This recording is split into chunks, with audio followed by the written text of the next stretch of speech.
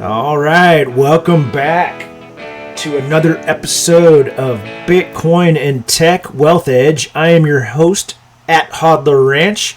Thank you for joining today. If you haven't checked out this series yet, we're in a series of the 7 most common reservations that people have towards Bitcoin. And today is number 5 of those 7. Number 5 is Bitcoin is too volatile. Hear this one all the time. So, as usual, let's talk about the benefits of the volatility that Bitcoin has. Right off the bat, let's talk about the high return potential. If you look at Bitcoin's CAGR, which is the compound annual growth rate for the last 10 years, it's over 50% per year. Now, holding it throughout that time might be difficult, but simply holding it, you're going to have that return of over 50% per year. And even when we get to the year 2050, 25 years from now, estimates are still at a CAGR of 30% every single year, which far exceeds your traditional investments like your 60-40 portfolio and the S&P 500 or bonds. Bitcoin has had historical bull runs. I got into Bitcoin at the beginning of, it was the quarter one, towards the end of quarter one, like March, early April of 2017. And it was, the first time I bought it, it was around $1,500. By the end of that year, by December, Bitcoin was almost at $20,000. So it was an incredible run.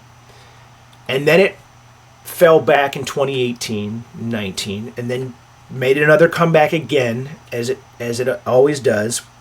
And then in 2020 and then 2021, it ran all the way back up to $69,000. And that was even with issues in the market like the FTX and Luna collapses. There's a lot of people that think, myself included, that it could have gone, it should have gone a lot higher in that 2021 bull run. Nonetheless, still having that high return each year. And then in 2022, in the winter of like December 2022 and January 2023, if you look at the chart at that point in time, Bitcoin fell to its low for the cycle. And again, my base case is it's going to continue to follow these 4-year cycles until that proves to be broken. But, Bitcoin fell to about $16,000. And we've gone from there just a couple of years ago all the way up now, as I record this, to nearly $110,000. And we were just recently at a high of $124,000 about a week ago. So you get these historical bull runs as well. Another thing, without getting too complex into the math here, I do want to show you what's known as, it's a mathematical, where you have things that, so stocks tend to grow exponentially, but you have something above and beyond exponential growth, and that's called a power law or a power trend. And in black, I've got the formula there where price equals, that 10 cents represents going back to the earliest price of Bitcoin, and then T where is time minus 2009 when it started. And then that ending part is to the power of, right? So you take that equation to the power of 5. Now what that means, I'm going to actually show you what the power trend looks like. Okay. The power trend, again, is the mathematical calculation, and it's actually higher than 5. It's, as you can see on their program here, it's running at about a 5.6. The really cool thing about the power trend is you can take past, present, or future dates, and you can see how they're smoothed out on a power curve over time. So the white line is what represents that smooth trend line.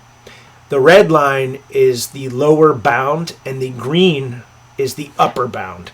So we can take a date at any time in the past, and we can see where it should have been and what it actually was. And you can compare that on the Bitcoin chart. But if you come into right around now, it's hard to get it to go to exactly the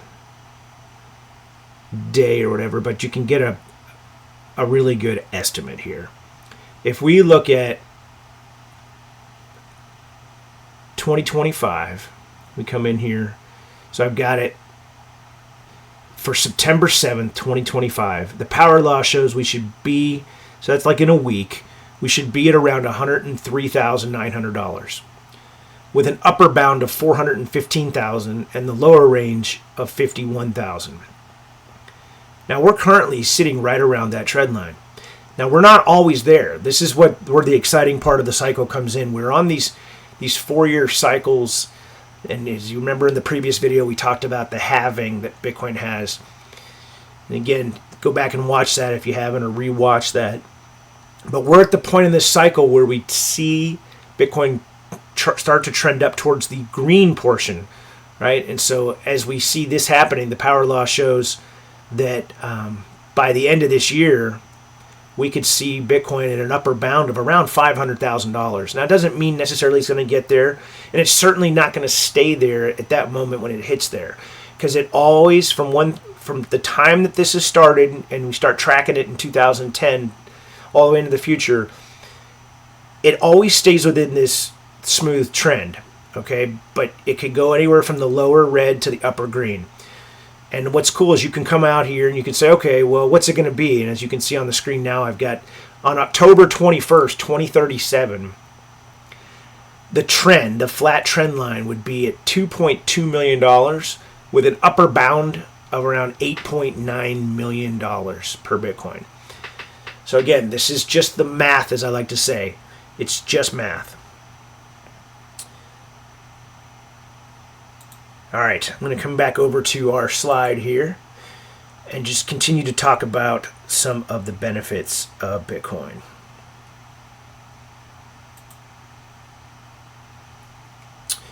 And the volatility.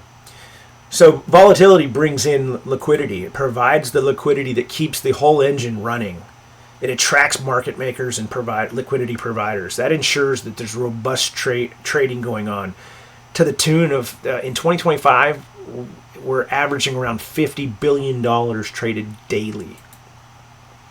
And then high volatility also correlates with a deeper order book. And that's important because it makes it easier for a large player to come in and make a sale or a buy without impacting the market price too much. We saw this recently, a couple of Sundays ago, when liquidity is actually lower because you don't have your traditional players that are there Monday through Friday at their trading desks. We saw a Bitcoin whale, an OG from the early days that had bought Bitcoin back in like 2010, 2011 at an average price of under $10. And we can see all this on the Bitcoin blockchain, which is really cool. We saw this get sold. We saw him sell around 24,000 Bitcoin in the matter of just a couple hours. And it only brought the Bitcoin price down like $3,000 or $4,000, and briefly. So it's becoming, in other words, it's becoming such a large asset that you can come into the tune of 24,000 Bitcoin being sold on a Sunday, and it's all good. Just to put that in perspective, Michael Saylor in Strategy buys more Bitcoin than anybody in any company, in any treasury. And, on average, they buy about 3,000 or 4,000 Bitcoin each time, right? So we had something above and beyond that on a weekend, and it barely moved the price. But as Michael Saylor likes to say, volatility is vitality. You can take fire, and yes, you can burn your house down with it, but used properly, you can use it to heat your house and to cook your meals, right? So it can be your survival as well. Another benefit to the volatility is that it provides innovation in financial products. And we've seen this recently with, in the last couple years, we've seen ETFs come in. And these are Bitcoin-backed, by the way, financial instruments. We've seen Bitcoin treasury companies as I mentioned earlier, strategy. And now in 2025, this year, we've seen over 150 different companies come in some way, shape, or form and add Bitcoin to their company treasury. We've seen preferred stock. You see the options market growing. Again, it's just fostering innovation with the volatility. It also provides opportunities for individuals in unstable economies to store value or to speculate. Even if you're in a stable currency, there's plenty of room so it draws the speculators and store of value folks alike. Lastly, I want to talk about the portfolio diversification that it brings. And this is really key. Bitcoin's volatility is often uncorrelated with traditional assets. So if you've got traditional assets like the S&P 500, if you've got stocks and bonds, you're going to see days where those are up and Bitcoin's down and vice versa. So it helps diversify the portfolio. There are actually days when the market's down and Bitcoin is up. The volatility also attracts participants from diverse regions. It's decentralized nature. It allows anyone in the world to engage with it at any time from any market. Also, it's important to point out that as Bitcoin continues to grow as an asset, the volatility is going to decrease over time. So it's only going to get less volatile. You're still going to have outsized returns that are larger, as we mentioned earlier, than the typical market returns you're going to see. And then the Sharpe ratio is actually increasing over time as well. And you may not be familiar with what the Sharpe ratio is. I'll just tell you that it's something that economists and your traditional financial advisor are very aware of, because they are taught in school and on the job training that anytime an asset or an investment can increase the Sharpe ratio in your portfolio, it should be added.